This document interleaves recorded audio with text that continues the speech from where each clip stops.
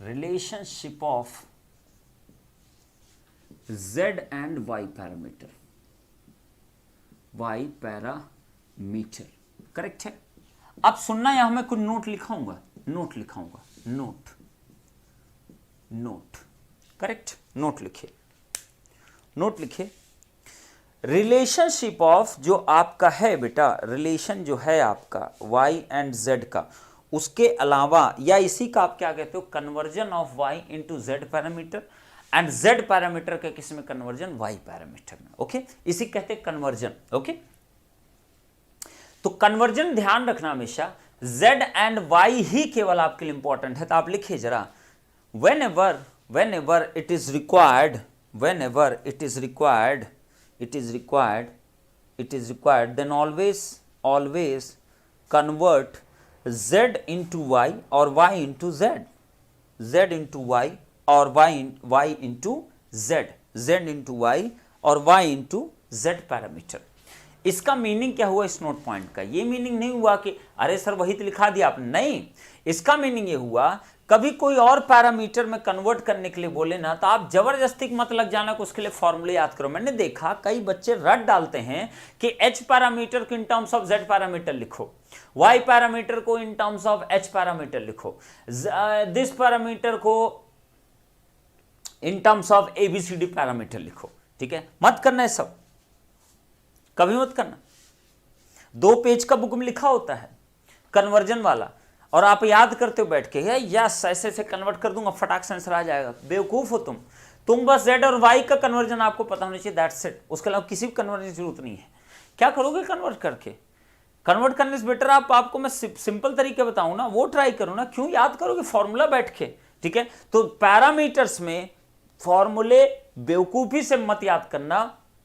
जितना pre request मैंने starting बताया ना, क्या क्या जरूरत है आपको याद रखना है, बस उतना ही याद रखना, उसके अलावा कुछ नहीं करने की जरूरत है, करेक्ट। तो तीनों नेटवर्क डिस्कस हो चुके जो मैंने बोला याद करने के लिए।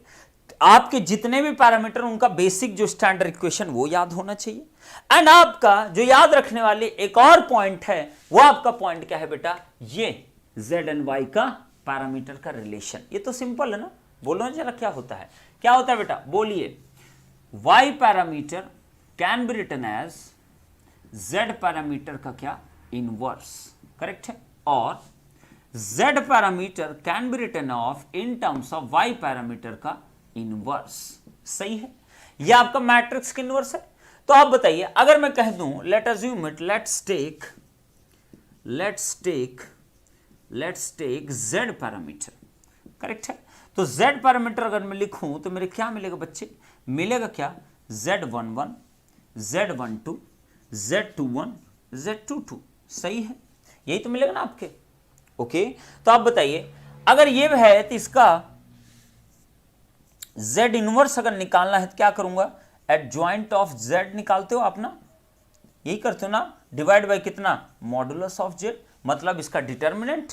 तो आप बताइए एडजॉइंट अगर आप निकालो तो सबसे पहले डेल्टा z बताइए क्या आएगा, डिटर्मिनेंट कितना आएगा इसका कितना डिटर्मिनेंट आएगा, this multiplied by this z11 z22 minus this multiplied by this z12 z21, सही है। यह आपका क्या हो गया, आपका इसका डिटर्मिनेंट हो गया। अब अगर मैं एडजॉइंट लिखूं तो एडजॉइंट क्या होगा इसका, एडजॉइंट क्या होगा, 2 क्रॉस 2 की मैट्रिक्स है, बोलिए जरा एडजॉइंट क्या होगा इसका, एडजॉइंट ऑफ z अगर मैं लिखूंगा तो क्या आएगा बेटा, this will be equal to कितना, ये दोनों आपस में इंटरचेंज कर जाएंगे, यही तो पढ़ते हो ना मैट्रिक्स में आप, बोलिए जरा क्या हो जाएगा, z22 और यहां क्या है z11, और ये दोनों माइनस हो जाएंगे, तो माइनस z21 और ये माइनस z कितना 12 की इक्वल, सही है। तो बोलिए जरा y पैरामीटर जो आएगा, y पैरामीटर फाइनली क्या आ जाएगा, z इनवर्स, और z इनवर्स का वैल्यू क्या आ जाएगा, एडजॉइंट z डिवाइड बाय कितना, मॉडुलस ऑफ z। तो एडजॉइंट z की वैल्यू इतनी है, तो बोले जरा कितना आ गया, z22 डिवाइड करो ना मॉड z से, z11 z22 माइनस z बोलो 12 एंड z कितना 21, सही। या इसको हटा दो, सिंपली क्या लिख दो, delta z minus z12 divide by कितना, delta z minus 21 divide by delta z, Z11 divide by delta कितना जेड की इक्वल। ये ले भाई सही, ये आपका क्या हो गया। तो आपको केवल y एंड z के बारे में सोचना है, दैट्स इट। मॉड ऑफ कितना ये हो गया, मॉड लिख लो या डेल्टा जेड में लिखता हूं, ऐसे आप लिख सकते हो, it's your choice, okay don't worry, आप कैसे भी लिखो यार, it's up to you, okay. तो आपके पास क्या हो गया, ये आपका बिल्कुल आपको y एंड z का ये रिलेशन बहुत इंपॉर्टेंट है। सिमिलरली अगर y मैट्रिक्स दिया होता तो उसका आप क्या निकालते, इनवर्स निकालते, सेम प्रोसेस से, और सेम प्रोसेस निकाल के आप z की वैल्यू फाइंड आउट कर लेते z मैट्रिक्स की। हमेशा याद रखिए इन्हीं दोनों का कन्वर्जन आपका फ्रूटफुल है, और किसी कन्वर्जन में क्योंकि डायरेक्ट रिलेशन जल्दी मिलते नहीं है, तो आप इसलिए बेटर है कन्वर्जन वही चीज रखिए जो जरूरी है, ओके। चलिए तो यहां तक एक चीज हो गया। अब अगर मैं आगे बढ़ूं, z एंड y बहुत इंपॉर्टेंट ना, सबसे ज्यादा क्वेश्चन इसी के ऊपर पूछा जाता है, सबसे ज्यादा जो क्वेश्चन पूछे जाते हैं इसी के ऊपर पूछे जाते हैं, इसीलिए सबसे ज्यादा समय भी इसी के ऊपर दिया जाता है, ओके। अब देखिए जरा, अब ध्यान देखिएगा, z एंड y में लास्ट जो पॉइंट आपका है, z एंड y में जो लास्ट पॉइंट है वो है रेसिप्रोकल एंड सिमेट्री का, वो भी शायद आपको पता होगा। बताइए जरा, रेसिप्रोकल का मतलब क्या होता है, बता चुका हूं रेसिप्रोसिटी थ्योरम में, ओके, तो दोबारा नहीं बताऊंगा, ओके। तो रेसिप्रोसिटी थ्योरम में क्या बताया था मैंने कि अगर रिस्पॉन्सेस को आप सोचो, आप रिस्पॉन्सेस की पोजीशन चेंज करके आप सोचोगे तो क्या रिस्पॉन्स एक्साइटेशन का रेशियो में कोई इफेक्ट पड़ेगा, no. Excitation divide by response हमेशा, या रिस्पॉन्स डिवाइड बाय एक्साइटेशन हमेशा क्या होता है, constant, that is the condition of a reciprocal network. तो आपका यहां पे रेसिप्रोकल नेटवर्क और सिमेट्रिकल नेटवर्क का मतलब क्या होता है, अगर पूरे नेटवर्क स्ट्रक्चर को हाफ से कट कर दिया जाए तो दोनों साइड वो एक दूसरे की इमेज बनाते हैं, that is known as symmetrical network. तो आप ध्यान रखिएगा हमेशा z एंड y पैरामीटर के लिए रेसिप्रोकल होने के लिए क्या कंडीशन होती है, रेसिप्रोकल होने के लिए क्या कंडीशन होती है z एंड y का, और सिमेट्रिकल होने की क्या कंडीशन होती है, ध्यान से देखिएगा, सिमेट्रिकल होने की क्या क्या कंडीशन होती है। तो रेसिप्रोकल होने के लिए आपका z12 must be equal to z21 होना चाहिए, और y12 मस्ट बी इक्वल कितना, y21 होना चाहिए, y इंपेडेंस और एडमिटेंस दोनों मैंने साथ में लिख दिया, ओके। सिमिलरली सिमेट्रिकल होने के लिए z11 मस्ट भी इक्वल टू कितना होना चाहिए, z22, और y11 मस्ट भी इक्वल टू होना चाहिए y कितना, 22 की इक्वल। ये बड़ा इंपॉर्टेंट है, इसको दिमाग में रख लीजिएगा रेसिप्रोकल के लिए, ओके, एंड सिमेट्रिकल नेटवर्क के लिए। इससे ज्यादा इन डिटेलिंग मैं नहीं जाऊंगा रेसिप्रोकल एंड सिमेट्रिकल नेटवर्क के लिए, इतना इनफ है, इतना इनफ है जानने के लिए, इतना इनफ है आपके जानने के लिए, ओके। तो z एंड y का इतना पोर्शन आपका, ये सबसे ज्यादा इंपॉर्टेंट पोर्शन, इतना ही सेक्शन था आपका, इतना सेक्शन सबसे ज्यादा इंपॉर्टेंट है, इससे ज्यादा इंपॉर्टेंट आपका सेक्शन नहीं है, ध्यान रखिएगा। z और y की जब बात की जाती तब के लिए, ओके, रेस्ट के लिए नहीं मैं कह रहा हूं, z एंड y के लिए सिंपली। चलिए तो होपफुली यहां तक आपको समझ में आ गया होगा, मेरे हिसाब से यहां तक सबको समझ में आ गया होगा कि कैसे निकालना है, ओके। तो मैं कुछ टॉपिक्स और तो नहीं इसके अंदर मेरे हिसाब से नहीं होने चाहिए, आई थिंक जितना मेरे दिमाग था मैंने बता दिया, सारी चीज़ें जितना मेरे दिमाग के अंदर था वो मैंने सब कुछ तो यहाँ पर उगल दिया, ठीक है। मुझे नहीं लगता कि कोई टॉपिक रह गया होगा z एंड y के अंदर, z एंड y के अंदर कोई भी टॉपिक नहीं है। तो दिमाग से बेटा इसको समझ लेना, ओके, ये बहुत इंपॉर्टेंट आपके लिए था। चलो तो ये आप पढ़े हुए होते नहीं हो, कई लोग तो पढ़े नहीं होते या कई लोगों को समझ में नहीं आता, तो इसलिए इस चीज़ को मैं हमेशा पहले बताता हूँ, मेरी आदत है मैं हमेशा ना चीज़ों को पहले बताता हूँ उसके बाद में करता हूँ, क्योंकि एक्चुअली ज्ञान तो होता है आपको, लेकिन उसमें जब छोटी छोटी मिस्टेक तुम लोग क्वेश्चन पूछते हो ना, बहुत इरिटेशन होता है, बहुत ही ज़्यादा इरिटेशन उस टाइम पे होता है, इसलिए मैं पहले ही क्लियर करता हूँ सारी चीज़ों को जितना मुझसे पॉसिबल हो पाता है, ठीक है। बहुत डिटेल में नहीं जाऊँगा, चिंता मत करो, नॉर्मल बातें, ओके। तो अब आपको बढ़ते हैं नेक्स्ट थर्ड नंबर पे आते हैं, दैट इज 4 ही मैं बताऊंगा बस, hybrid and last ABCD, that's it. G just reverse है आपका H पैरामीटर का, ओके।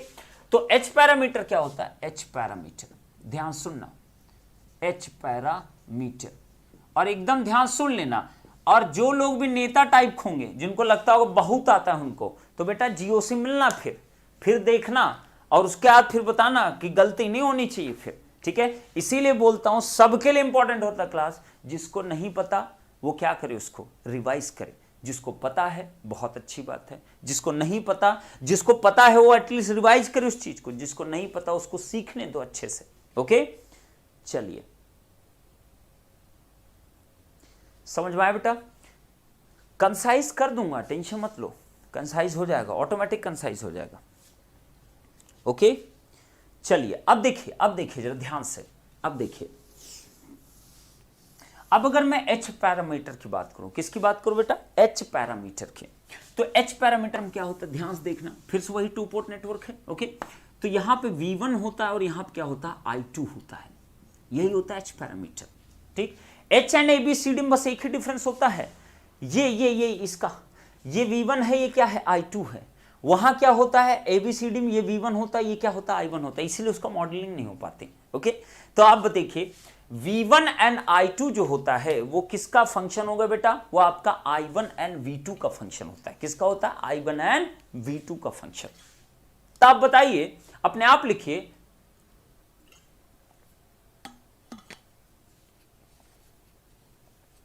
अपने आप लिखिए कि इसमें कौन इंडिपेंडेंट वेरिएबल एंड कौन आपके क्या होते हैं बेटा, डिपेंडेंट वेरिएबल। करेक्ट है? तो ये किसका फंक्शन होगा बेटा? H11 I1 एंड V2 का फंक्शन होगा। सही है ना? V1 एंड I2 जो होगा किसका फंक्शन होगा? I1 एंड V2 का फंक्शन होगा। I1 एंड V2 का फंक्शन। ये याद रखना बेटा, अगर नहीं याद रखे ना तुम्हारा गेम ओवर कर देगा ये, ठीक है। नेक्स्ट क्या होता है, ये H21 जो होता है वो भी I1 एंड H22 जो होता है वो किसका? V2 का फंक्शन। ओके, तो V1 एंड V2 ये दोनों क्या हो गए बच्चा? ये हो गए आपके डिपेंडेंट वेरिएबल। डिपेंडेंट वेरिएबल, ये दोनों dependent variable. And I1 and V2 क्या हुए बेटा? ये आप खो गए independent variable. Independent variable, independent variable.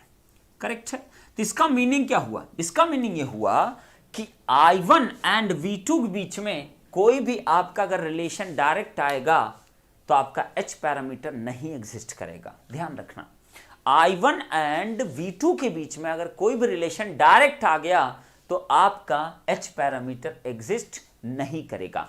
अगर I1 is equal such kind आ गया, I1 is equal 2 times of V2, तो H पैरामीटर नहीं निकलेगा। समझ में आई इतनी बात? तो हमेशा एकदम क्लियर रहा करो, कब निकलेगा कब नहीं निकलेगा। ओके, तो डायरेक्ट रिलेशन नहीं होना चाहिए इन दोनों के बीच में। अगर इन दोनों के बीच में डायरेक्ट रिलेशन हुआ तो गेम ओवर है। तो मैं क्या लिखूंगा यहां पे? There must not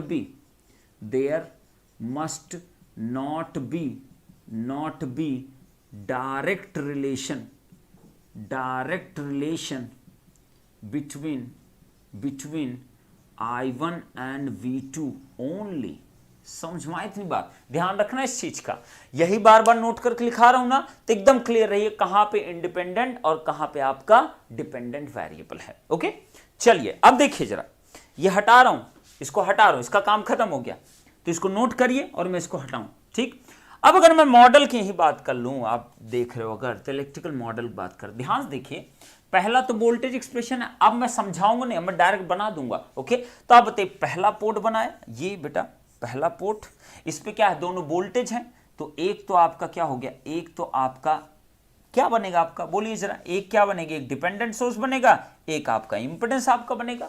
current multiplied by something impedance होता है। इसके एक चीज और क्लियर हुआ, सोचो जरा, करंट का अगर किसी के साथ मल्टीप्लीकेशन है तो इसका मतलब क्या हो, इंपेडेंस ही होगा, तभी करंट इंटू इंपेडेंस करके वोल्टेज निकला होगा। तो इसका मतलब H11 की जो यूनिट होगी वो हमेशा ओम ही आएगी, मतलब वो इंपेडेंस फॉर्म का ही निकलेगा, V/I। अब V कुछ कहीं का भी हो सकता है, पोर्ट 1 पोर्ट 2 का, I भी कहीं का हो सकता है, पोर्ट 1 एंड पोर्ट 2 का। करेक्ट, तो आपका क्या हो गया, यहां H11 करंट कितनी, I1, यहां कितना, V1। सही है।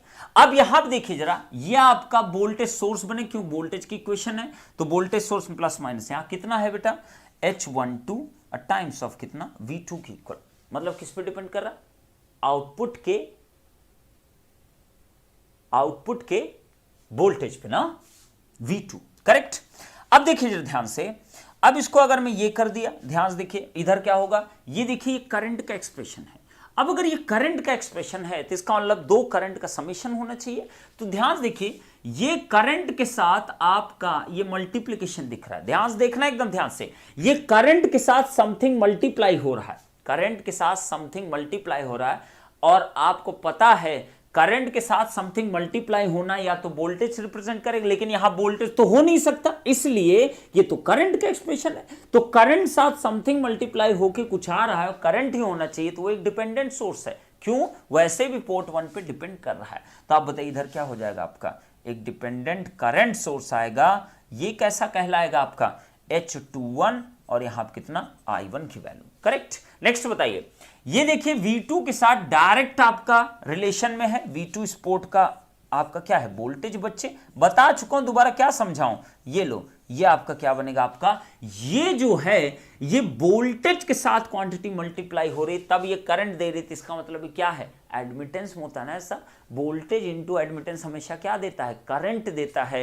तो बताइए इसकी यूनिट क्या होगी, मो होगी, पक्का निकलेगी जब भी निकालोगे आप, करेक्ट है। तो इसका मतलब यहां क्या लिखूंगा मैं H22, और ये प्लस माइनस कितना V2 की वैल्यू। ये आपका क्या बन गया, आपका electrical model of A H parameter. Note करिए इसको, नोट करिए बेटा,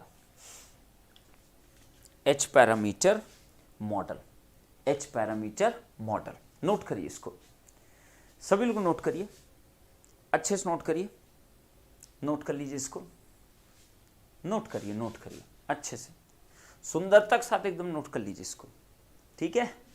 नोट कर लो, नोट कर लो अच्छे से, नोट हो जाए तो मुझे बताइएगा, ओके। तो ये तो मैं हटा ही सकता हूं कम से कम, ये तो हो गया होगा मेरे हिसाब से, ये हो जाना चाहिए आपका, ओके। चलिए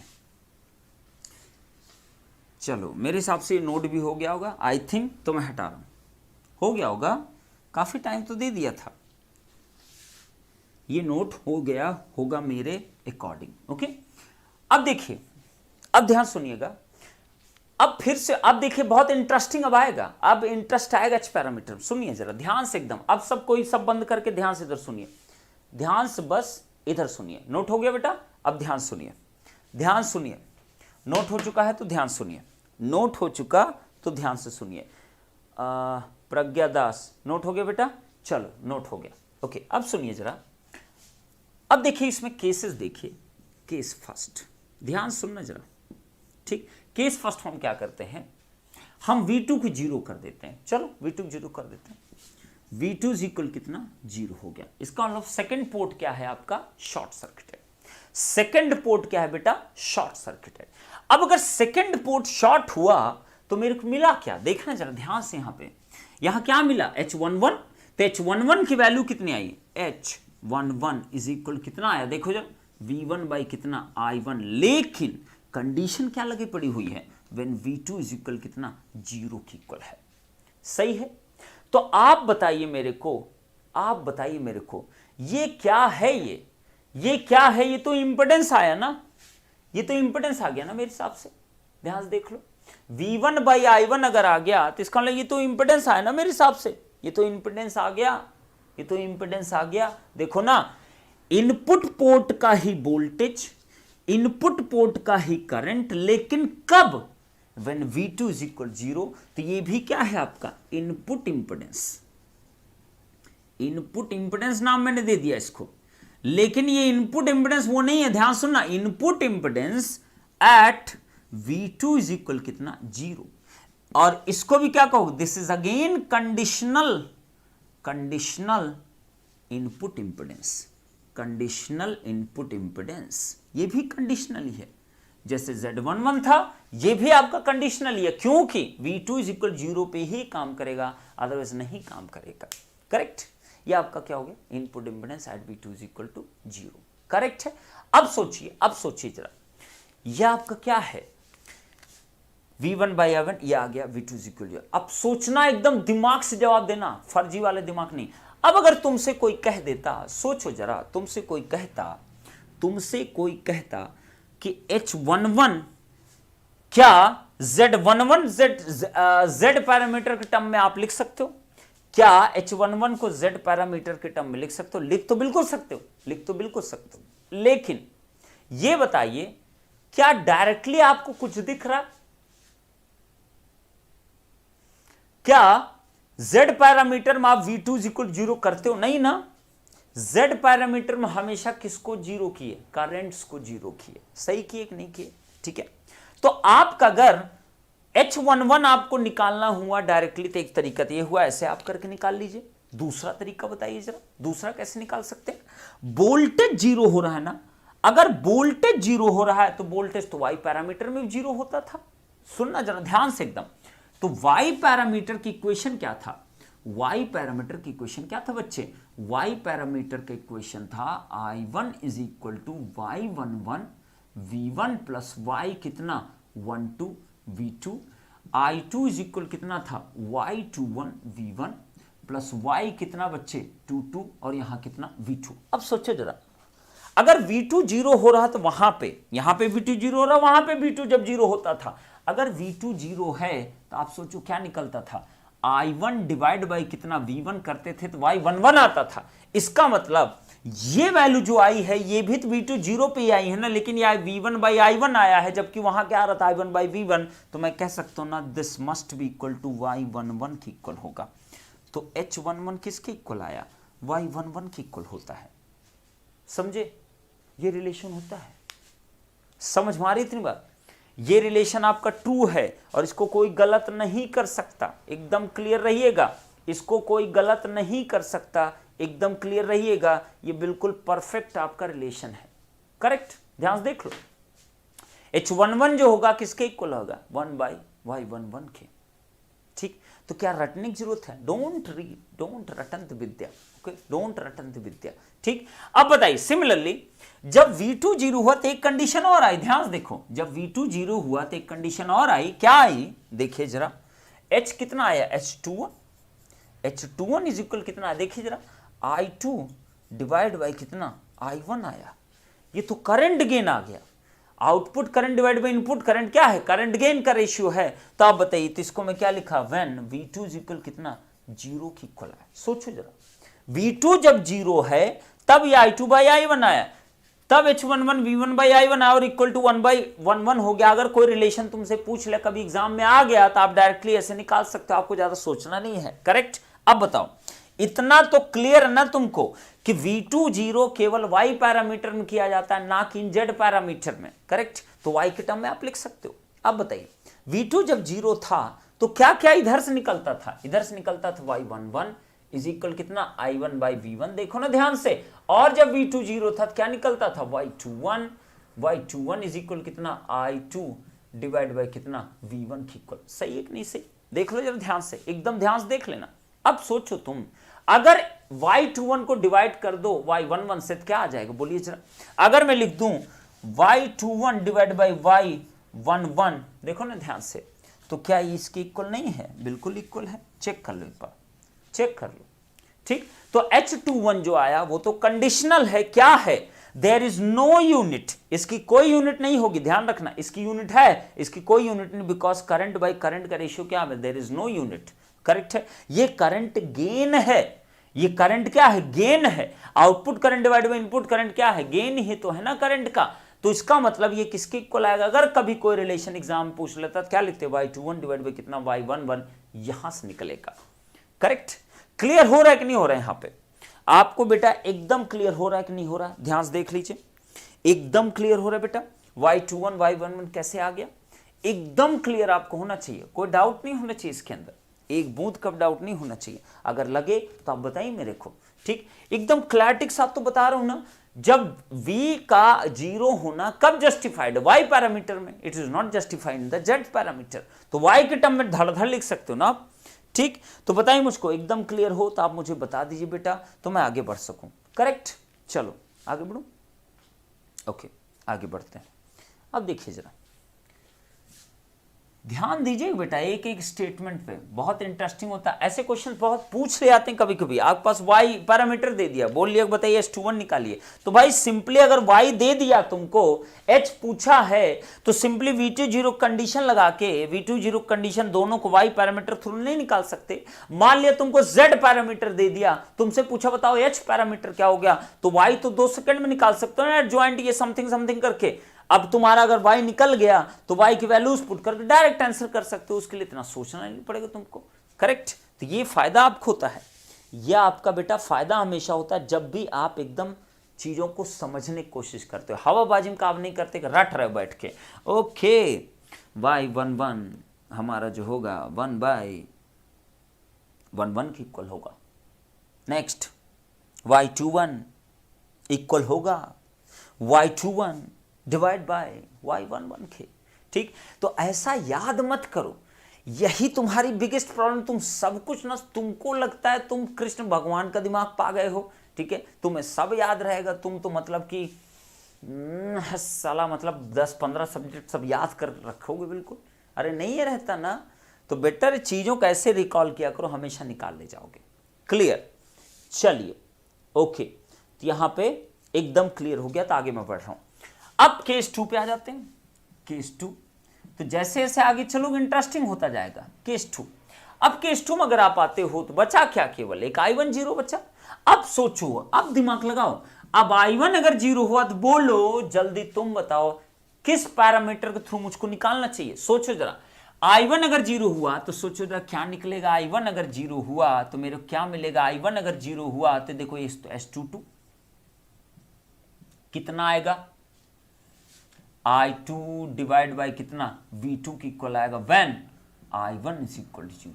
चलिए भाई बोलिए जरा, देख लो ध्यान से, देख लो बेटा। ठीक, तो ये क्या है, ये तो एडमिटेंस ही है ना, करंट डिवाइड बाय कितना, V2 की इक्वल है। सही, लेकिन कंडीशन क्या, I1 इज इक्वल टू 0।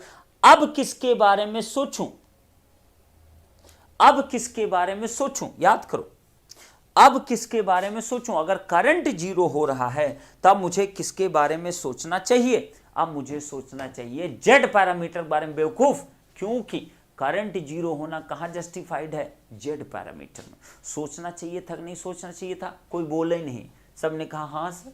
आधे लोग तो सोच आ गए होंगे, उनको लग रहा होगा यस। आधे लोग मिर्जापुर बगल में देख रहे होंगे और बगल में इसे भी देख रहे होंगे।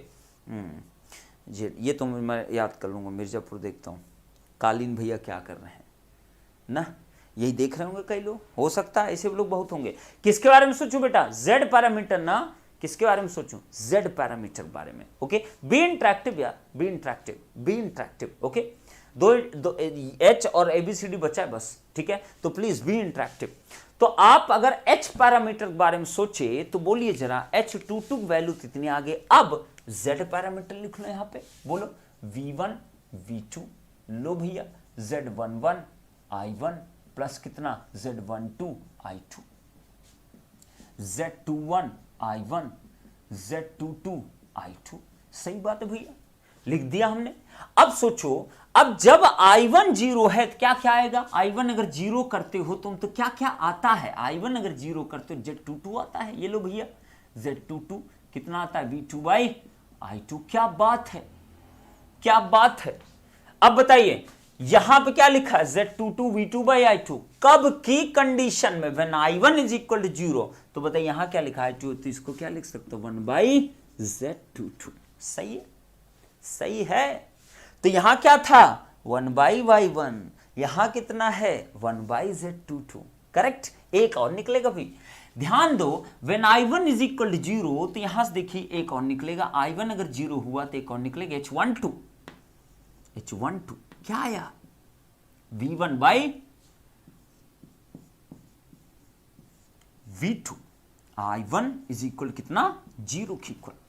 अब सोचो ये क्या है, ये भी वोल्टेज गेन है, लेकिन ये भाई इनपुट बाई आउटपुट है, तो इसलिए इसको रिवर्स वोल्टेज गेन बोल देते हैं। क्या बोलते हैं इसको हम, रिवर्स वोल्टेज गेन। क्योंकि भाई इनपुट बाय आउटपुट ना, अगर आउटपुट बाय इनपुट होता तो क्या लिखते हैं, फॉरवर्ड वोल्टेज गेन। ठीक है, जैसे यहां करंट का था तो ये क्या है, फॉरवर्ड करंट गेन। ये क्या है आपका, इनपुट बाय आउटपुट है, तो इसलिए हम कह देते हैं इसको रिवर्स वोल्टेज गेन। चलेगा, ओके, क्योंकि इसका आप जब एनालॉग इलेक्ट्रॉनिक्स पढ़ते हो ना बड़ा यूज आता है सब पैरामीटर का। तो आप बताइए, अब बताओ ये किसके इक्वल आएगा, सोचो जरा। व्हेन I1 इज इक्वल 0 एक चीज तो ये होता है भाई, ठीक है। व्हेन I1 इज इक्वल 0 एक चीज तो ये होता है।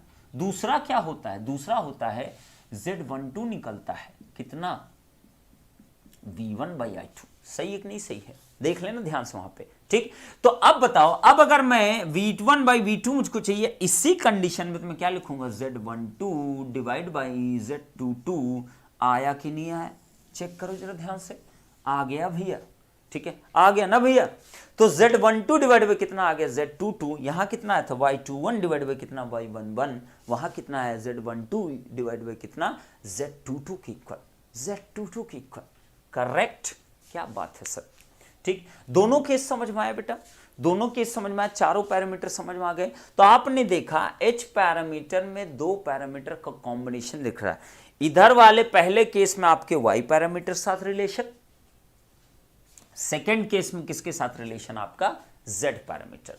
तो बड़ा इजी हो जाता है। अगर मान लो कहीं Y Z के फॉर्म में दिया हुआ है कोई चीज और आपसे डायरेक्टली H पैरामीटर पूछ रहा है, तो आप डायरेक्टली याद मत करो, याद मत करो। 2 सेकंड लगता है इक्वेशन में, जीरो इतना दिमाग सोच कर निकाल ले जाओगे क्या लिखना क्या नहीं लिखना है। ग्रेट, चलिए। तो होपफुली ये आपको समझ में आया होगा, होपफुली ये आपको समझ में। नोट कर लीजिए, नोट कर लीजिए, देन मैं इसको रब करूंगा। नोट कर लीजिए बेटा, नोट करिए, नोट करिए भाई, नोट करिए इसको, नोट कर लीजिए, नोट कर लीजिए।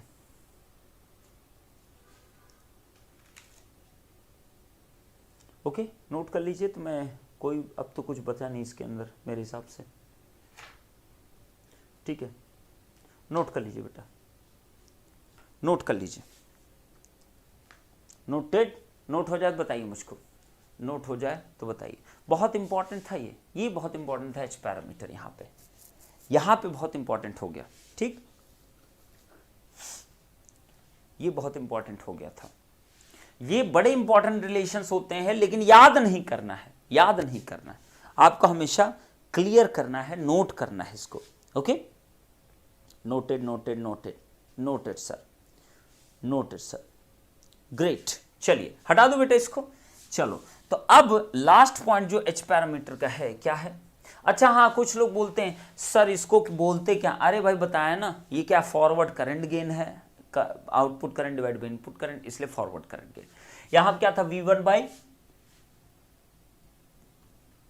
V1/V2 था ना, V1/V2 था, तो इसलिए V2/V1 होता तो फॉरवर्ड वोल्टेज गेन बोल देते हैं। अब V1/V2 हो तो भैया ठीक है, उसको आप रिवर्स वोल्टेज गेन बोल दो, चलेगा, कोई टेंशन नहीं। इतना काहे टेंशन लेना, ठीक, इतना टेंशन नहीं लेते हम, समझ गए। चलो, तो इतना क्या परेशान होना, रिलैक्स होके किया करो चीजों को। अब बताइए, अब H पैरामीटर में दो कंडीशन पूछी जाती हैं, ठीक है। Just right it down, right it down, please right it down, just right it down, right it down, please right it down. लिखिए, रेसिप्रोसिटी एंड सिमेट्रिकल की, ठीक, रेसिप्रोकल प्रोकल एंड सिमेट्री के, सिमेट्रिकल के लिए, करेक्ट है। तो रेसिप्रोकल एंड सिमेट्रिकल के लिए, सिमेट्रिकल के लिए डेल्टा H जो आएगा, मतलब मॉड ऑफ H जो आएगा, जो डिटर्मिनेंट आएगा, that must be equal to कितना होना चाहिए, 1 होना चाहिए। एंड रेसिप्रोकल होने के लिए H12 must be equal to minus of H कितना, 21 होना चाहिए। ये आपके दिमाग में रहना चाहिए, क्लियर, ये आपके दिमाग में होना चाहिए। ओके, रेसिप्रोकल की कंडीशन ये होती है H पैरामीटर में, एंड आपका सिमेट्रिकल होने के लिए उसका जो डिटर्मिनेंट आना चाहिए, that must be equal to कितना, 1 के इक्वल होना चाहिए। और अगर वो 1 के इक्वल नहीं है तो याद रखना वो आपका नेटवर्क सिमेट्रिकल नहीं होगा, करेक्ट। अब ऐसा नहीं कि H पैरामीटर के लिए सिमेट्रिकल नहीं तो सब और सब के लिए सिमेट्रिकल होगा, ध्यान रखना ये भी, ठीक है। सिमेट्रिकल सिमेट्रिकल होता है ना, इट डजंट मैटर कि वो Z है कि रजिस्टिव है, कैसा नेटवर्क है, ये हमेशा ध्यान रखना। चलिए, I think this has been clear to you, okay, this has been clear to you, I think this has been clear to you, okay. अब यहां पे एक चीज और सुन लो, एक चीज और सुन लो कुछ लोग नहीं तभी रोने लगेंगे, मतलब ना बहुत होता है, मैं जानता हूँ कुछ लोग परेशान हो ही जाते हैं। एच पैरामीटर में जो भी तुमने किया लिखो, नोट लिखो for G parameter, G parameter ऐसे लिख लो, 4th नंबर लिख लो जी पैरामीटर। मैं कराऊंगा नहीं, बता दे रहा हूँ, जी वी पैरामीटर ये फालतू चीजें मैं नहीं करा पाऊंगा। जी पैरामीटर नोट करके लिख लीजिए, नोट करके लिख लीजिए, नोट करके लिख लीजिए, लिखिए। आप बताइए एच पैरामीटर के लिए क्या इक्वेशन था? जो भी इक्वेशन था एच पैरामीटर के लिए, जो भी इक्वेशन था क्या था, क्या था इक्वेशन बोलिए? V1 I2, यही था ना इक्वेशन। यहां क्या था? I1 और यहां क्या था? V2। H11, यहां क्या था? H12, यहां कितना था? H21, यहां कितना था बच्चे? H22। यही था ना, बोलो ना, यही था ना, ठीक है, एच पैरामीटर की। तो आप बताइए जी पैरामीटर में जहां वोल्टेज वहां करंट कर दो, जहां करंट है वहां वोल्टेज कर दो, दैट्स इट। ठीक, करूं मैं रिप्लेस करूं? तो आप बताइए जरा, जहां वोल्टेज वहां करंट का सिंबल, जहां करंट है वहां वोल्टेज सिंबल, दैट्स इट। तो मैं कर दे रहा हूं, V की जगह यहां क्या आ जाएगा? I। सही है, यहां क्या हो जाएगा आपका? V। एक देखो चेंज आया, I1 एंड V2। नेक्स्ट बताइए, यहां क्या हो जाएगा आपका? V, यहां क्या हो जाएगा आपका? I। क्या बात है सर, ठीक। नेक्स्ट यहां पे क्या हो जाएगा आपका? V, और यहां क्या हो जाएगा आपका? I। सही है, बस खत्म। इतना ही आपको चेंज करना होता है जी पैरामीटर के लिए। नोट कर लो भैया, नोट कर लो जी पैरामीटर के लिए। फिर और तो जी पैरामीटर में आई डोंट थिंक सो कुछ है, मेरे हिसाब से आई डोंट थिंक सो कुछ भी नहीं है इसके अंदर। ओके, तो नोट कर लेना बेटा, नोट कर लेना, ठीक। यह आपका क्या होता है? जी पैरामीटर के लिए। अब मुझे नहीं लगता और कुछ पॉइंट बचा, मुझे कुछ नहीं दिख रहा है कुछ इसमें बताने लायक और कुछ है जी पैरामीटर में।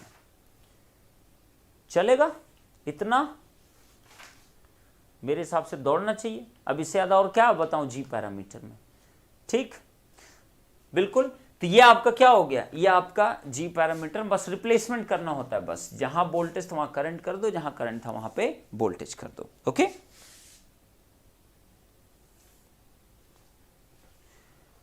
जितना पढ़ाया इतना ही पढ़े तो बस है ना। अरे बेटा इससे ज्यादा पढ़नी नहीं है, इससे ज्यादा पढ़नी नहीं है। क्यों नहीं पढ़ना?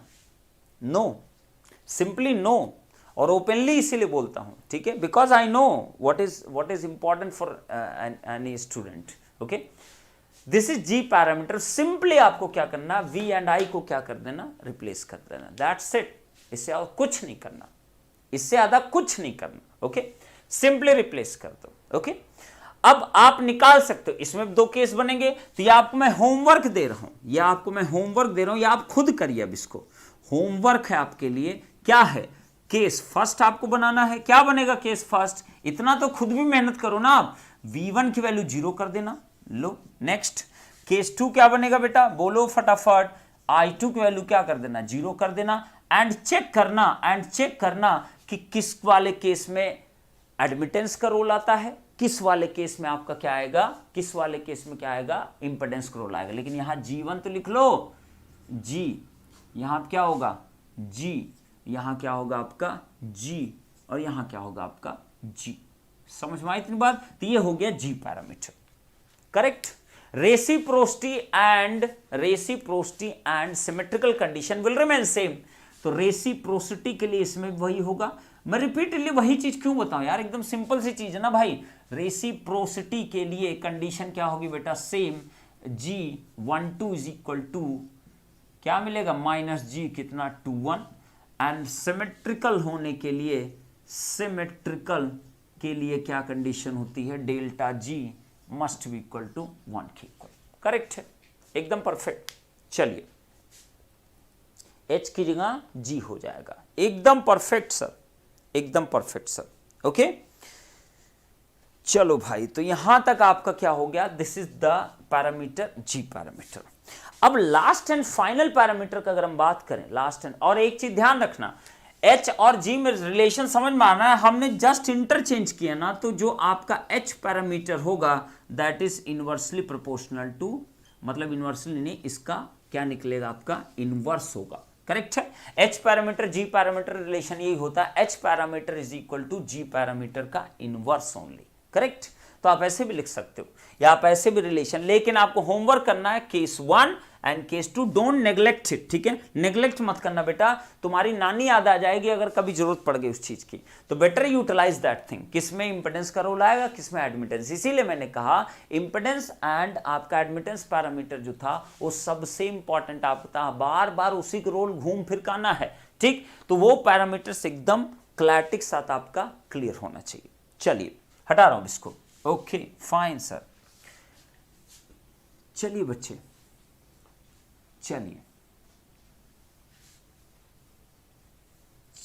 अब आपका लास्ट एंड फाइनल पैरामीटर आएगा आपका क्या बेटा, ABCD पैरामीटर, ABCD पैरामीटर। तो हेडिंग कर दिए 5th number, ABCD parameter, ABCD parameter. This is the last and final 2 port parameters.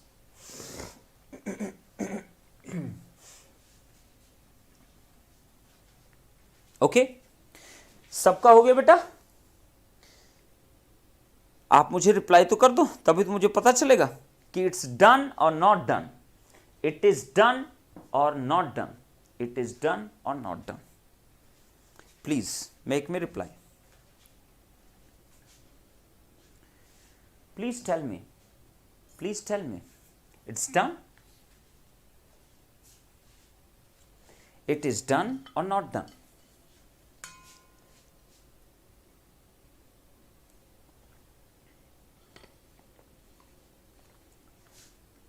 Done बेटा? Please tell me. अब मुझे बस इतना बता दो, ये जो 4 पैरामीटर तुमने पढ़े, अभी 2.5 घंटे हुए हैं, ठीक है, 2.5 घंटे के आसपास हो चुके हैं। 2.5 घंटे में तुमने 4 पैरामीटर पढ़ लिए, तुम्हें क्या ऐसा इसमें मतलब महानता मतलब चाहिए होती है, मैं समझ नहीं पाता। You just tell me, you just tell me, तुम्हें क्या ऐसा मतलब एक काम करना, बुक उठा पूरी पढ़ डालना 2 पोर्ट नेटवर्क की, ठीक है, 2 पोर्ट नेटवर्क की पूरी बुक उठा के पढ़ डालना। ये जो 4 पैरामीटर बताया, क्योंकि अब बस 15 मिनट का बच्चा हुआ ABCD parameter, then it's over, ठीक है। तो आप बताइए ऐसा क्या था इसमें, जो ये थ्योरेटिकल जो पोर्शन है आपका 2 पोर्ट नेटवर्क का, कि इसमें क्या महारत तुम हासिल करोगे, मतलब मुझे बताओ, कोई बताना चाहेगा? बताइए भाई, इसमें क्या तुम ऐसा महारत हासिल करोगे, मैं वही जानना चाहता हूं, क्योंकि कई लोग लगता है, ठीक है, क्या महारत मतलब जब तक बुक नहीं पूरी पढ़ लूंगा कैसे होगा। दिस इज जी ऑप्टिमस बेटा, and G Optimus is a superb, nobody means nobody, okay. Just tell me, ऐसा क्या महारत, ऐसी क्या चीज जो मैंने नहीं बताया और तुमको समझ में नहीं आया। मॉडलिंग ले लो, ठीक है, रिलेशन तुमको इतना आसानी से रिलेशन कभी आज तक पढ़े नहीं कोई बताता, ठीक है, सब रटवा देते हैं रिलेशन को। बुक में भी जाओगे रटा रटाया लिखा लिखा मिल जाएगा, जाके मैच कर लेना, रिलेशन ये लिखे मिलेंगे जो मैंने कराया भी आपको, ठीक है, समझ रहे हो, ठीक है। तो ये जो थ्योरेटिकल जीओसी बेटा तब करोगे ना जब तुम्हारा ये पार्ट बहुत स्ट्रांग होगा, अदरवाइज जीओसी कहां से करोगे, जीओसी कर ही नहीं पाओगे, ठीक है। जीओसी के लिए आपके बेसिक कंसेप्ट बहुत स्ट्रांग होने चाहिए, बेसिक्स पे फोकस करो। बहुत कंफ्यूज कर देते सर थ्योरी पढ़ने में, समझ में आया, एकदम क्लियर हुआ सबको, एकदम क्लियर होना चाहिए, चारों पैरामीटर आपके मुंह जवानी होना चाहिए, ठीक है, आपको एक बूंद भी कंफ्यूजन नहीं होना चाहिए, क्लियर। जीओसी ओएसी छोड़ो, भी जीओसी ओसी की बाद बात करेंगे, पहले आपको जितनी चीजें बताएगी बेटा महेश्वरी, हमेशा एक चीज का ध्यान रखना, जब तक कंसेप्ट तुम्हारे क्लियर नहीं होगा ना, तुम कितना भी क्वेश्चन लगा डालो तब तक हमेशा कभी प्रॉब्लम में हमेशा रहोगे, हमेशा प्रॉब्लम रहोगे, ओके क्लियर।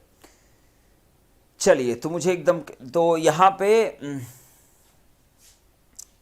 कई लोग तो बोल ही नहीं पा रहे हैं, हाँ मतलब क्या पूछ रहा है ये लड़का, क्योंकि कई लोग, मैं बताया था तुमको, कई लोग मिर्जापुर देख रहे हैं बगल बैठ के, तो कान में हेडफोन लगाए होंगे, अब इधर सर कुछ पूछ रहे हैं, उनको लगा सर तो कुछ पूछेंगे नहीं है सर, ठीक है, अब हेडफोन लगा रखे हैं, अब वो टेंशन में आ गए हो, मतलब अरे यार मिर्जापुर देखो ही तो भगते ही रहता है, ठीक है।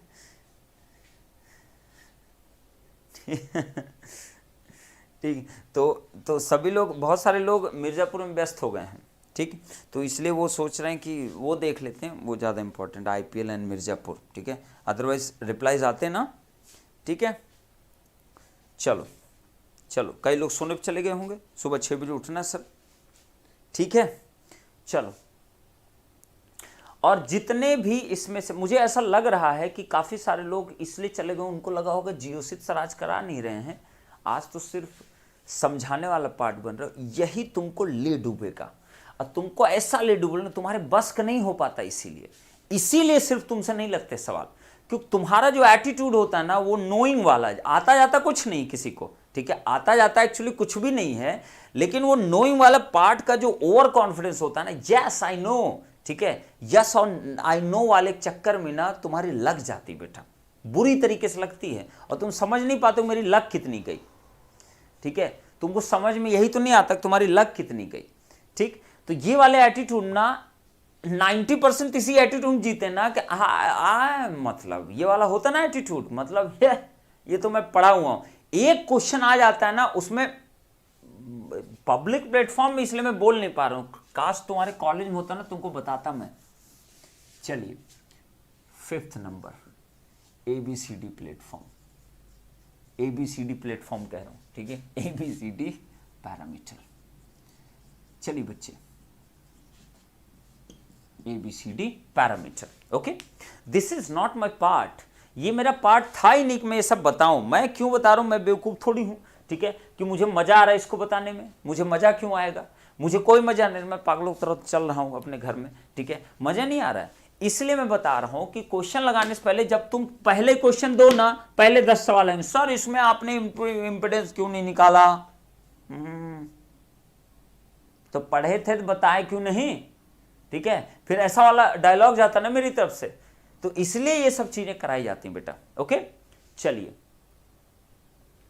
ओके, अब देखिए, अब ABCD पैरामीटर में आप सोचो क्या क्या होता है बेटा, मैंने क्या बोला, इलेक्ट्रिकल मॉडलिंग नहीं पॉसिबल है, तो नहीं पॉसिबल इसका मतलब एक ही पोर्ट पे सब कुछ हो जाएगा, एक पोर्ट पे सारे वेरिएबल या तो डिपेंडेंट बन जाएंगे, या तो एक पोर्ट पे ही सारे वेरिएबल इंडिपेंडेंट बन जाएंगे। अभी तक क्या हो रहा था, चाहे डिपेंडेंट का सेक्शन हो चाहे इंडिपेंडेंट का सेक्शन हो, दोनों में देखो एक एक क्वांटिटी एक एक पोर्ट से होती थी, लेकिन in case of ABCD parameter, ध्यान रखना, ABCD पैरामीटर में V1 and I1 are function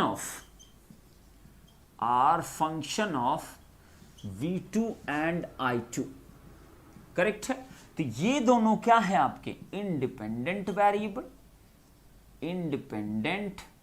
variable, और ध्यान रखना ये V2 and I2 second port पे एग्जिस्ट करेगा ना, ठीक है। नेक्स्ट बताइए, ये दोनों क्या होंगे आपके डिपेंडेंट वेरिएबल,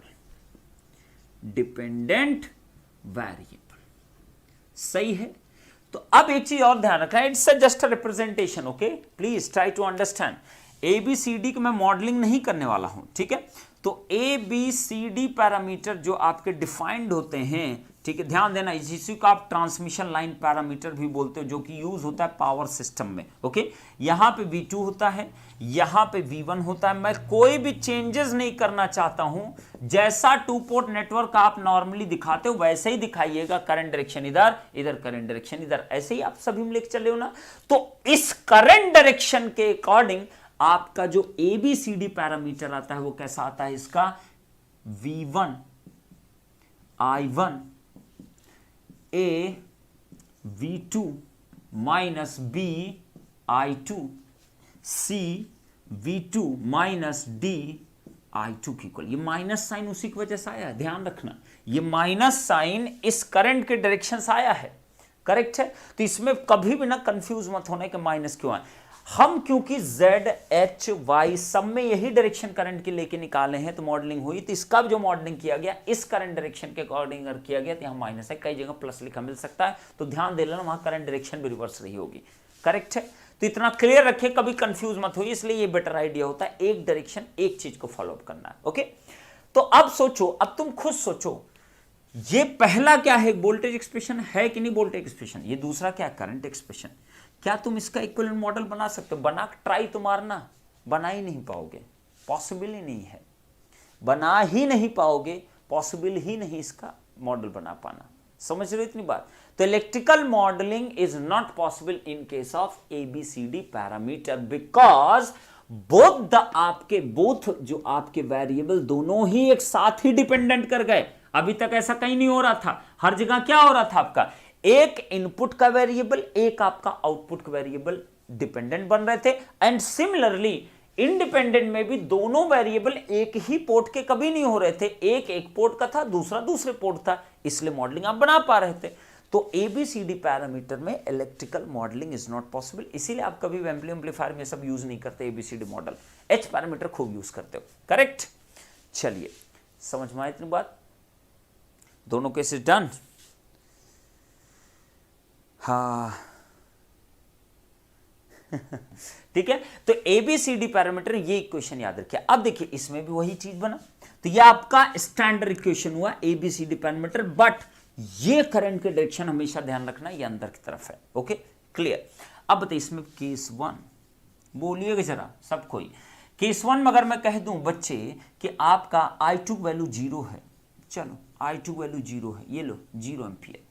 अब I2 अगर 0 है तो बताओ करंट 0 होने वाला किस केसेस में पाए थे? Z पैरामीटर ना, तो Z का इक्वेशन लिख दो, बोलो V1 is equal to Z11 I1 plus Z12 I2 plus V2 Z21 I1 Z22 I2। Correct? अब बताइए, अब अगर I2 0 है तो देखिए यहां दो पैरामीटर निकलेंगे। I2 अगर 0 हुआ तो एक मिलेगा Z11 कितना, V1 बाई I1। नेक्स्ट आपका I2 अगर 0 है तो क्या मिलेगा, जल्दी बताओ, Z21 is equal to V2 divide by कितना, I1 के इक्वल। सही है? अब यहां जरा ध्यान से देखना, if you are making it 0 current then just see it, ये आपकी वैल्यू क्या हुई, 0 हुई। तो कौन सा पैरामीटर मिला, A इज इक्वल टू कितना, V1 बाई कितना, V2। At what condition, I2 is equal कितना, 0। ये क्या निकला, वोल्टेज गेन हुआ कि नहीं हुआ? वोल्टेज गेन कैसा, ये रिवर्स वोल्टेज गेन हुआ, क्योंकि इनपुट डिवाइड बाय कितना, आउटपुट, इसलिए रिवर्स वर्ड यूज हो जाता है। ओके, तो इतना बड़ा कोई बहुत बड़ा तीर नहीं इसके अंदर। ठीक, तो I2 अगर 0 है तो देखो रिलेशन दिख रहा है, I2 अगर 0 है तो I2 0 पे ही यही दोनों भी निकले हैं। तो आप बताइए इन दोनों में से मुझे ये तो तुरंत मिल जाएगा ना, देखो ध्यान से, दोनों डिवाइड कर दो तो कितना आ गया, Z11 डिवाइड बाई कितना, Z21। सही है ना, कितना मस्त तरीके से निकल गया ना।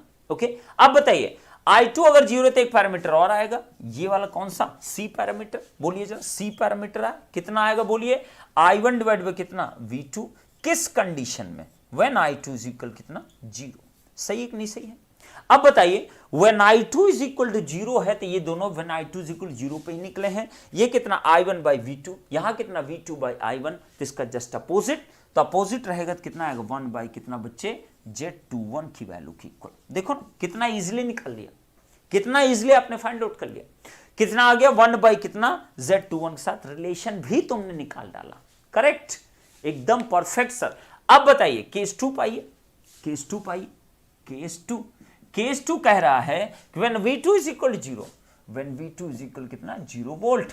अब अगर V2 0 हुआ तो तुरंत तुम्हारे दिमाग कौन आना चाहिए, Y पैरामीटर, बोलो ना Y पैरामीटर। तो Y अगर आना चाहिए तो लिखो ना फटाक से, तो Y का मतलब होता है I1 is equal to I2 is equal to Y11 V1 plus Y12 V2 Y21 V1 plus Y22 V2। सही है ना? कौन सा वोल्टेज 0 बना रहे हो, V2 का आप लोग बना रहे हो ना, तो V2 अगर 0 बनाते हो बेटा तो एक तो आएगा Y11 is equal to I1 by V1, कब, V2 0। नेक्स्ट बोलिए, ये आपका आएगा तो Y21 is equal to Y21 यहां देखिए भाई अच्छे से, I2 डिवाइड बाई कितना बच्चे, V1, कब, V2 इज इक्वल कितना, 0। सही है, यहां तक एकदम परफेक्ट। अब यहां देखो when V2 is going to be 0, तो एक रिलेशन तो यहां से देखो जरा ध्यान से, B, ध्यान से देखना, B माइनस B। सही है ना, minus B is equal to कितना आएगा, V1 बाई बोलो I2। सही है ना, माइनस B इज इक्वल कितना आएगा, minus B is equal to V1 by कितना, I2। सही है ना? ठीक, किस कंडीशन में, व्हेन V2 इज इक्वल कितना 0 इज इक्वल टू किसके आएगा V1/I2। देखो ना जरा ध्यान से, V1/I2 अगर करना चाहते हो V2 इज इक्वल 0 पे तो 1 बाई कितना Y21, 1 बाई कितना Y21 की इक्वल Y21। तो इसका मतलब B अगर पैरामीटर निकालना तो क्या लिख सकते हो -1 बाई कितना Y21 की इक्वल। क्या बात है सर, सही है। तो आप रिलेशंस को एनी वे में आप मोल्ड कर सकते हो, there is no problem, there is no problem. Okay, कभी भी आप कैसे भी निकाले, इसीलिए कहा ना two port is very easy topic. Next बताइए, नेक्स्ट देखिए जरा, when V2 is 0, when V2 is 0 again just see D parameter में निकल रहा है तो D इज इक्वल टू कितना आएगा, माइनस में आ जाएगा ना, माइनस कितना बेटा I1/I2, I1/I2 at what condition when V2 is equal to 0। देखो जरा दोनों ही है ना, V2 is equal to 0 तो I1/I2 चाहिए ना, this डिवाइड बाय दिस कर दो, इट्स ओवर Y1/Y21 और यहाँ माइनस साइन, ये लो D पैरामीटर निकल गया, करेक्ट। तो ABCD यहां पे भी आपने क्या एग्जैक्टली सीखा कि आपका एक केस में आपका इंपेडेंस पैरामीटर्स यूज हो रहे हैं, एक केस में आपके क्या यूज हो रहे हैं, आपके बेटा एडमिटेंस पैरामीटर। तो सबसे ज्यादा इंपॉर्टेंस किसकी बनी, इंपेडेंस एडमिटेंस की ना, ऑब्वियसली। तो और इसी पैरामीटर को हम क्या कहते हैं, transmission line parameter, transmission line parameter भी कहते हैं, लाइन पैरामीटर, सही है, लाइन पैरामीटर, करेक्ट। चलो भैया, तो ये आपका क्या हो गया, transmission line parameter, is it correct. तो मैंने हर वो जो पहलू थे जो मुझे बताना चाहिए था वो मैक्सिमम चीज मैंने बता दिया। आई डोंट थिंक सो मुझे कुछ और बताने की जरूरत होनी चाहिए, करेक्ट। चेक कर लो भाई, चेक कर लो, इससे आधा कुछ इसमें क्या है, D is equal to -I1/I2। हाँ कुमार ऋषभ, यही है, D is equal to minus इतनी है, बिल्कुल सही बात है, बिल्कुल सही बात है, बिल्कुल सही बात है। हटा दो इसको, चलो ग्रेट, चलो कुछ तो समझ में आया।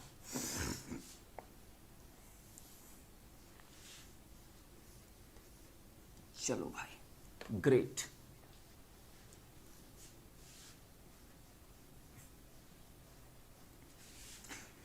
ये जितने बातें बताएं ना, बस इतनी चीजें तुम्हारे दिमाग में बस जानी चाहिए, बस दैट्स इट। तो क्या कोई रिलेशन याद करने की जरूरत है, बोलो सर को जल्दी से आंसर करो, क्या कोई रिलेशन याद करने की जरूरत है? जितने मैंने प्री रिक्विजिट स्टार्टिंग बताया बस उतने ही चाहिए ना हमको। देख लो, स्टैंडर्ड इक्वेशन चाहिए, बिल्कुल सर चाहिए सर। नेक्स्ट मैंने क्या बताया, इलेक्ट्रिकल मॉडलिंग आपको आना चाहिए एक्सेप्ट ABCD पैरामीटर।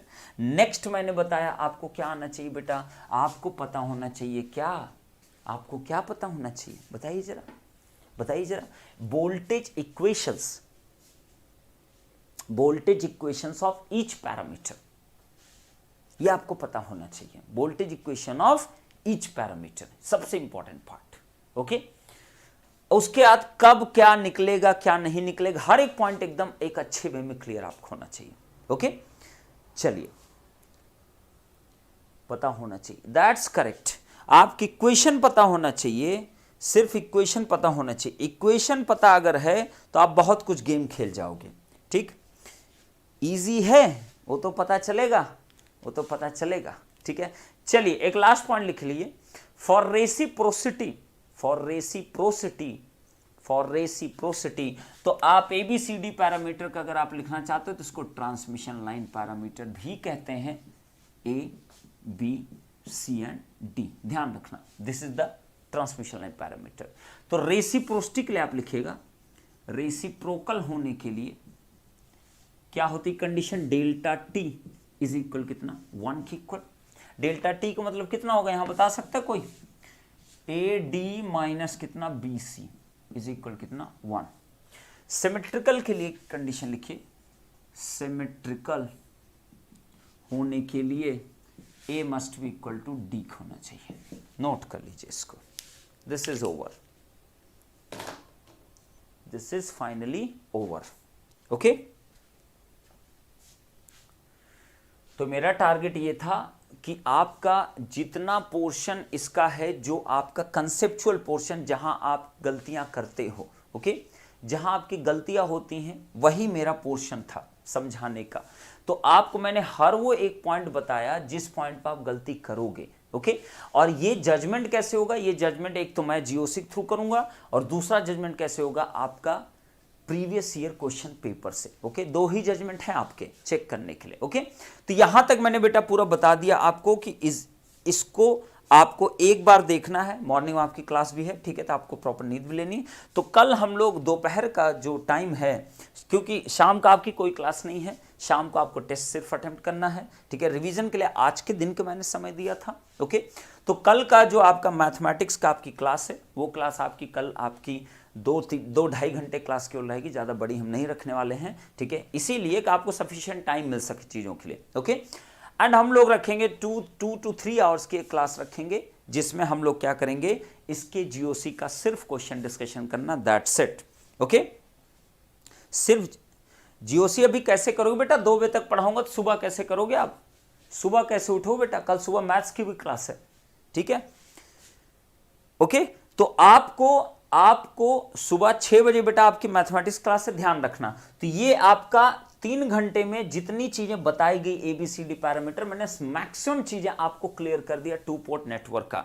अब इसमें अलग अलग लोगों के अलग अलग व्यथाएं हैं, हर व्यथा दूर नहीं की जा सकती। सर सीरीज कनेक्शन बताइए, सर पैरेलल कनेक्शन बताइए, सर कैस्केड कनेक्शन बताइए। तो बेटा तुम पूरा बुक ही पढ़ डालो ना, मतलब तुमको कम समय में जितनी चीजें चाहिए उतना हम लोग प्रोवाइड करते हैं। इतना भी नहीं कर सकते मतलब दिन रात बस यही पढ़ते रहो बैठ के। ओके, 9 to 12 इसी टाइम सब्जेक्ट का प्लान कर दीजिए सर। इस टाइम आधे लोग दुखी हो जाएंगे, ठीक है, नहीं तो मैं कभी प्लान कर दूं इस टाइम में। ओके, हाँ महेश्वरी, समझ में आया बेटा। सुबह 5 to 10, सुबह 5 to 10 है, 5 to 10 नहीं, सुबह 5 to 10, 9 to, बहुत इफेक्टिव।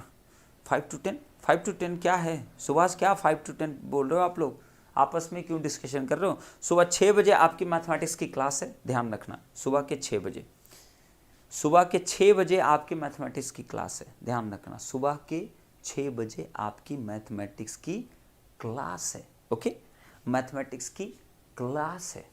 ओके सर, वही सब पढ़ पढ़ के छोड़ना पड़ा था 2 port network. Okay okay okay, no problem. Night class कैसे लेंगे बेटा, नाइट क्लास नहीं ले पाएंगे ना, आप लोग को दिक्कत होगी ना, आप लोग को टेस्ट पेपर भी देना है, ठीक है। तो कल का बताइए, कल हम लोग कब रखें फिर, क्योंकि कल बस एक ही शेड्यूल है आपका, 2-2.5 घंटे का बस मैथमेटिक्स का, बस कल रेस्ट आपका, शाम को जाके आपको टेस्ट देना है। तो आप बताइए कब रखें, कब रखें, आप बताइए, मैं उसी के अकॉर्डिंग प्लान कर दूंगा बेटा, ठीक है, क्योंकि मेन पार्ट मेरा ओवर हो गया। अब आता है जीओसी। अब नेता लोगों को समझ में आएगा, जो लोग नेता वाले हैं ना, ठीक है, नेता लोगों को अब समझ में, देखते हैं जरा कितनी चीजें, ज्ञान जितना पहले से था या अभी जो पाया उसको अप्लाई भी कर पाते हैं नहीं कर पाते। हाँ बेटा, ट्रांजिएंट में बिल्कुल और भी क्लास लूं मैं, सब सब्जेक्ट्स के लिए प्लान कराऊंगा, आप टेंशन क्यों लेते हो। बीच बीच में हम लोग कुछ न कुछ रिवीजन के टाइम पे कराते रहेंगे ना कुछ क्लासेस, टेंशन नहीं लेना आपको। हाँ बेटा बोलिए, कब कराऊं जीओसी टाइमिंग, फटाफट बता दो मेरे को। 11 बजे कौन बोल रहा है करंट, मैंने तो नहीं बोला एक बार भी, ठीक है, जल्दी बताइए, कल का टाइम आप बताइए तो मैं उसी टाइम रख दूंगा बेटा, ठीक है। 10 PM to 12 PM, 10 PM to 12 PM, से शाम को, रात को 4 to 6 PM, 11 नाइट टाइम से टेस्ट के बाद, टेस्ट के बाद तो टेस्ट तो सब अलग अलग दोगे ना भाई, कोई देगा अलग टाइम पे, कोई अलग देगा, ठीक है। आप कहो तो मैं 9 से यही वाला टाइम रख सकता हूँ, 9 PM टू चलेगा, इससे पहले आप टेस्ट दे लोगे, क्यों मैंने फ्रीडम पूरी दी है कि 5 बजे से लेके 5 नहीं, आप 4 बजे से भी टेस्ट दे सकते हो, कोई देयर इज नो प्रॉब्लम, ठीक है। आप बिल्कुल, मैंने शाम का टाइम पूरा फ्री कर दिया, क्योंकि लास्ट टाइम बहुत लोग मुझको मैसेज कर डाले, सर मेरा वो प्रॉब्लम था, ये मेरा ये प्रॉब्लम, तो मैंने कहा इट्स ओके, आप दे सकते हो शाम टाइम कभी दो। लेकिन अगर कोई डिजिटल का कल इंटरटेन करता है टेस्ट, तो हमको कोई मतलब नहीं उस बच्चे से, ठीक है। हमारा बच्चा जो डिजिटल का टेस्ट देगा वो कल के कल उसको देना है तो देना है, दैट्स इट, ठीक है। शाम को उसको देना है, शाम को टाइम इसलिए कहा, सुबह आपका मैथमेटिक्स क्लास, उसको रिवाइज भी करना होता है, और सब कुछ एक टाइम होना चाहिए ना उस चीज के लिए, ठीक है। इसी वक्त भी सही रहेगा सर, नहीं नहीं नहीं नहीं, मतलब I think 9 is the better time, रात का 9 से 9:30। टेस्ट भाई तुम थोड़ा पहले भी दे सकते हो, ठीक है, जरूरी थोड़ी कि एकदम तुम नहीं 10 बजे रात तक दोगे, ठीक है। ठीक है, चलो 9 या 9:30 रख दूंगा, okay, then it will finish. 9 या 9:30 चलेगा ना, 9 या 9:30, 9 या 9:30 रख दूंगा, 9:30 रख दूंगा, चलेगा। 9:30 तक सबको डन कर देना, ओके। अब उसके बाद नौटंकी मत करना प्लीज, ठीक है। 9 या 9:30 एंड कल हम लोग जीओसी फिनिश करेंगे इसके 2 पोर्ट नेटवर्क के, ओके। और उसके बाद मैं छोड़ूंगा नहीं आपको, मैं आता रहूंगा। ट्रांजिएंट कुछ एसी सर्किट आप कहोगे तो एसी सर्किट के 2-4 क्वेश्चन में करा दूंगा।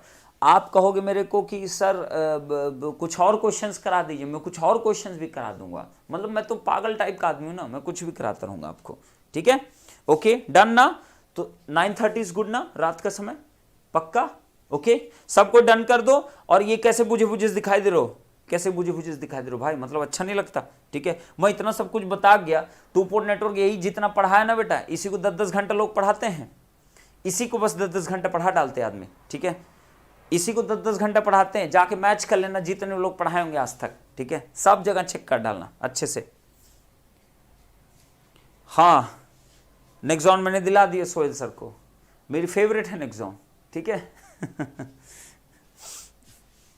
हाँ मेरी फेवरेट है, तो मैं सबको वही दिलाता हूँ, नेक्सॉन ही दिलाता हूँ, मुझे अच्छी लगती है, इट्स अ नाइस वन, ठीक है। चलो चलो चलो, ठीक है, okay. So good night everyone, ठीक है, लव यू ऑल। कल मस्त तरीके से आपको टेस्ट देना, सुबह 6 बजे क्लास करना है, मस्त तरीके डिजिटल का टेस्ट होना चाहिए, ठीक है, सबका एकदम फाड़ू, ठीक है, एकदम फाड़ू,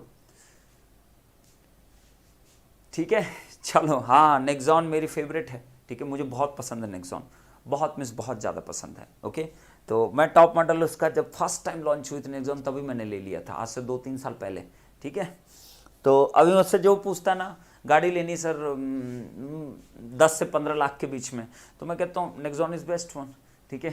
तो सोहेल ने मुझसे पूछा, सोहेल सर ने, तो मैंने कह दिया ठीक है sir, Nexon low, Nexon is best, Nexon is always best, ठीक है। चलिए, तो good night, love you all. कल सुबह आप लोग 6 बजे के लिए एकदम रेडी हो जाओ बेटा, और एकदम एंजॉय करेंगे, कल जीओसी करेंगे 2 पोर्ट नेटवर्क का। Thank you so much, love you all, thank you thank you thank you so much. Thank you तो ऐसा बोल रहा हूँ, कैमरा तो मेरे को ही बंद करना ना, ठीक है। चलो। थैंक यू बेटा, थैंक यू। बंद कर देता हूँ, कहाँ से बंद होगा ये।